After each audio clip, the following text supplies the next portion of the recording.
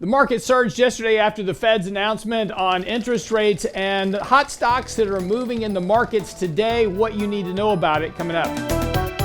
Yesterday, the Federal Reserve announced, well, they are going to taper bond purchases, exactly what the markets expected. What the market didn't really expect was the very dovish sentiment coming out. Well, really no rate hikes anytime soon because we're not back to full employment yet. Damn the inflation number. That's where markets really took off yesterday, rallying up here, now back to very, very overbought and extended levels. We're now more than 2 standard deviations above the 50-day moving average. RSI, Williams percent R, all your technical indicators back to very, very overbought conditions. And normally that's where we start to look for a correctional process in the markets. Again, not a major drawdown, not 20% decline, but a retest of the 50-day moving average or even the 20-day moving average at this point. Certainly something well within the realm of normality. That would line up eventually, of course, over the next couple of weeks with mutual fund distributions heading into the end of the year. That could put some pressure on markets near term, but also would set the markets up for the end of the year Santa Claus rally. So again, that's kind of where markets are now. Today, we've got a couple other things going on as well.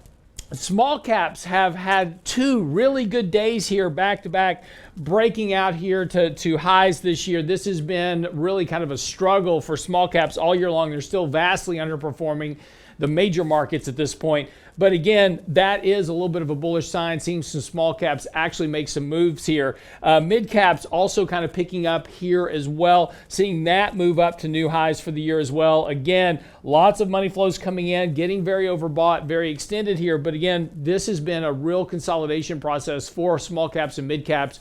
Could augur some better returns going later in the year, provided that economic growth continues to remain strong. If we start seeing a contraction in economic growth, and importantly, if inflation persists, small caps and mid caps are the most vulnerable to profit margin squeezes from higher inflation that they can't pass on at this point. So while we may be getting a short-term boost in these stocks from some speculative activity, they're the ones most at risk of higher inflation and profit margin squeezes.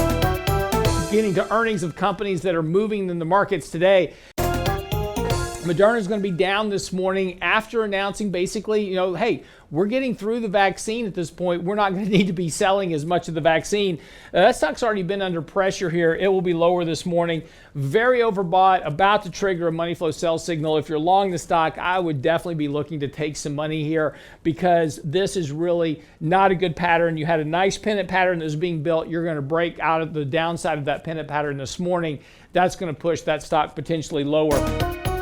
Square reports this afternoon. Of course, Square is the company that is also kind of into that whole Bitcoin sector as well, accepting Bitcoin payments as well. So it's kind of a play on both sides. It really hasn't participated with the rise in Bitcoin as of late. But again, it's had a big consolidation here. If their earnings are good, we could see a breakout to the upside here.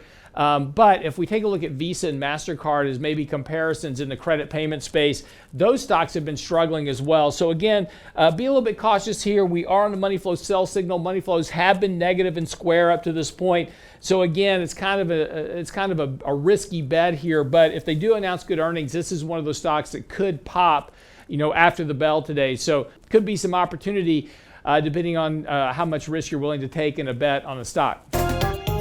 Yesterday, we took some profits out of Nvidia in our portfolios, just full disclosure here. But this stock has had an exceptional run. They're reporting earnings this morning. And again, the issue is going to be, how much is the outlook going to be here? What's going to be the pressures on that stock? Again, we kind of expect good earnings from the company here. It's in a great space, particularly as we move more and more into virtual reality. Of course, Bitcoin mining as well is becoming a thing again here in the United States. They supply the chips and the graphics cards for that. That's really been kind of boosting the stock price here. This is one of those hot stocks kind of in that meme sector as well. Been really boosted here as of late. Stock is very overbought, about to trigger a sell signal. So again, certainly makes some sense. Take a little bit of profit here.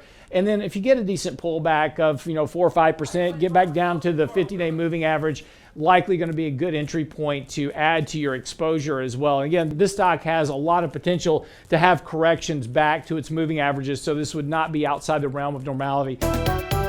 Lastly, we have Uber. Uber is announcing today as well. This stock has been under a lot of pressure here as of late. I would not expect a lot of good results here. It is very oversold and trying to trigger a buy signal. If it does report better than expected earnings, you could see the stock move up here towards the 200-day moving average. But again, that's going to act as a lot of resistance for the stock. So if you're long the stock, I would probably use this as an opportunity to exit the position or at least pare back my exposure to the position until we get a better setup here financially and technically for Uber. I'm your host, Lance Roberts, for 3 Minutes of Markets and Money. We'll see you here next time.